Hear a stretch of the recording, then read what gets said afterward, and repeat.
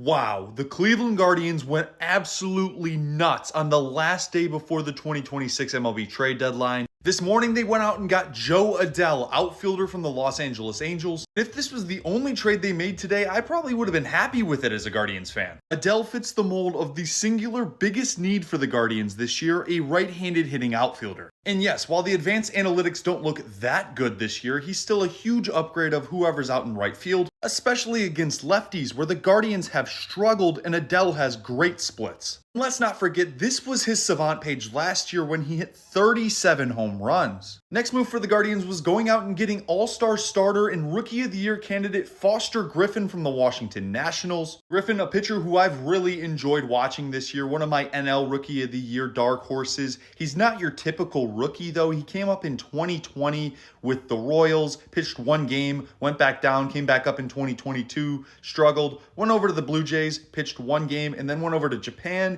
He signed back with the Nationals this year on a one-year deal, so he will be a free agent at the end of the year.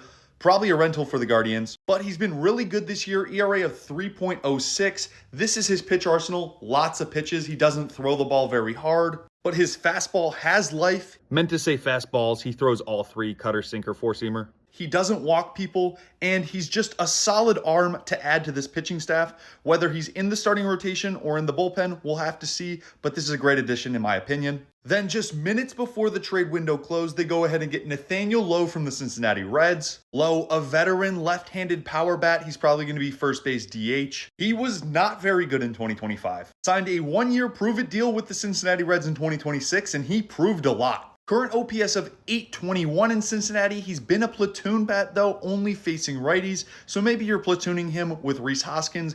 Maybe he starts over Manzardo. We'll have to see. But he will hopefully bring some much needed offense to Cleveland. But again, like Griffin, probably a rental deal. I don't know if I had mentioned it before, but Adell is here for another year after this year. All in all, three additions I really like for the Guardians, but maybe the craziest part about all of this is that they didn't really give up that many highly ranked prospects to get these guys. For Adell, it was just Jacob Cozart, the catcher at AA Akron, about the 20th ranked prospect in the Guardians organization, and really more of a defensive catcher than anything. The Guardians really trading from a surplus there. For Griffin, they gave up Will Dion, a borderline major league reliever, bit of an innings eater so far this year. Josh Hartle, who's probably the biggest name in this trade. He definitely has major league potential, but really not a top prospect. And then two lower level prospects in Vergez and Mitchell. And then for Lowe, I believe the Guardians only gave up Alejandro Rivera, a 19-year-old starter who's pitched one game at Low A, Hill City. You combine these trades with the Bo Naylor trade that netted the Guardians a controllable, exciting reliever in Craig Yoho. And I think we've witnessed one of the most exciting trade deadlines for the Cleveland Guardians in quite some time.